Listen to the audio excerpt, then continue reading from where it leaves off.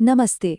आज हम बात करने वाले हैं प्रवासी श्रमिकों की, लेकिन सिर्फ उनकी कमाई की नहीं, बल्कि उनकी जिंदगी की उस सच्चाई की जो अक्सर हम देख नहीं पाते, उनके अनकहे संघर्षों की।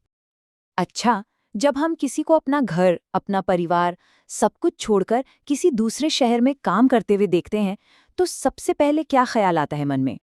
यही ना कि वो पैसा कमाने के लिए आए हैं, सीधी सी बात है। और हाँ, ये सच भी है, लेकिन ये पूरी कहानी नहीं है। ये तो बस कहानी का एक छोटा सा हिस्सा है। क्योंकि असलियत तो ये है कि इस पैसे के पीछे ना त्याग और संघर्ष की एक बहुत ही गहरी कहानी छुपी हुई है। तो चलिए आज इसी पूरी सच्चाई को परत दर परत समझने की कोशिश करते हैं। तो सबसे पहली और शायद सबसे बड़ी कीमत जो वो चुकाते हैं, वो है अपने परिवार से दूर रहने का दर्द। ये एक ऐसा दर्द है जिसे शब्दों में बताना बहुत मुश्किल है। जरा सोचकर देखिए, अपने बच्चे का पहला कदम ना देख पाना, जब घर पर माँ बाप बीमार हों तो उनके पास ना हो पाना, या फिर दिवाली, ईद, होली हर त्योहार अकेले मनाना। ये वो पल हैं जो जो कभी वापस नहीं आते। हाँ, फोन पर बात तो हो जाती है, पर क्या वो घर पर होने का एहसास दे सकती है? बिल्कुल नहीं। और यही अकेलापन है जो उन्हें धीरे धीरे अंदर से खोखला कर देता है। अपनों से दूरी के इस दर्द के बाद अब बात करते हैं उनके रोजमर्रा के संघर्ष की, मतलब उनके रहने की जगह और उनके काम करने की जगह। ये दोनों ही उनकी जिंदगी को और भी ज्यादा मुश्किल बना देते हैं। तो देखिए, कहानी के दो पहलू हैं। एक तरफ रहने के लिए तंग छोटे छोटे कमरे जहां साफ सफाई का नामो निशान नहीं, और दूसरी तरफ काम पर बेहिसाब घंटे और सुरक्षा की कोई गारंटी नहीं। ये एक दोहरी मार है जिसे वो हर दिन हर पल झेलते हैं। 12 से 14 घंटे हर रोज। सोचिए जरा, ये सिर्फ एक नंबर नहीं है, ये किसी की पूरी जिंदगी है। एक ऐसी जिंदगी जिसमें शायद आराम के लिए कोई जगह ही नहीं बची है। और दिक्कत ये है कि ये काम ज्यादातर अनऑर्गेनाइज सेक्टर में होता है, मतलब ऐसी जगहें जहां कोई नियम कानून ठीक से लागू नहीं होते, और नतीजा शोषण, एक्सप्लॉयटेशन एक आम बात बन जाती है। आप सोचिए, खतरनाक काम कर रहे हैं पर कोई सेफ्टी किट नहीं है, और तो और कई बार तो ठेकेदार समय पर पूरी मजदूरी तक नहीं देते।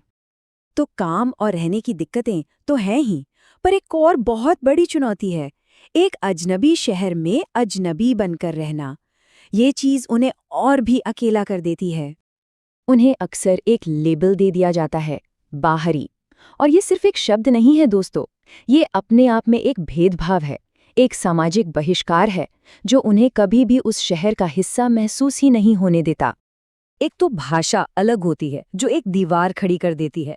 ऊपर से लोकल आईडी प्रूफ नहीं होता, तो जो सरकारी स्कीमें होती है ना, उनका फायदा भी उन्हें नहीं मिल पाता। अच्छा, अब आते हैं इस कहानी के शायद सबसे चिंताजनक पहलू पर, और वो है उनका स्वास्थ्य और उनकी सोशल सिक्योरिटी, जिसका नामो निशान तक नहीं होता। देखिए, घर पैसा भेजना है तो हर एक रुपया बचाना पड़ता है, और इसकी सबसे पहली मार पड़ती है उनके खाने पीने पर। नतीजा कुपोषण का खतरा।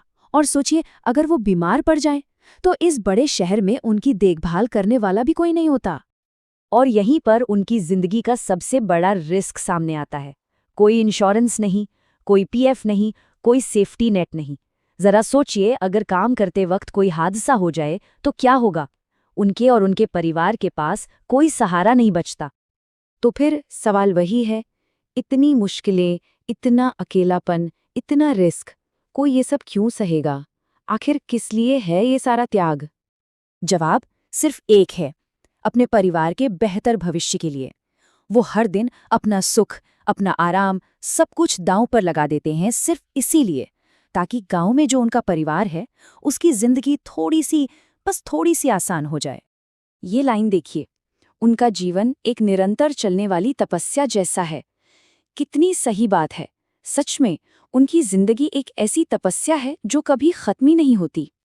तो अगली बार जब भी हम किसी प्रवासी श्रमिक को देखें या उनके बारे में सोचें, तो शायद हमें खुद से ये सवाल जरूर पूछना चाहिए कि क्या उनका ये संघर्ष हमारे लिए बस एक आंकड़ा है, या फिर इसके पीछे एक जीती जागती मानवीय कहानी भी है।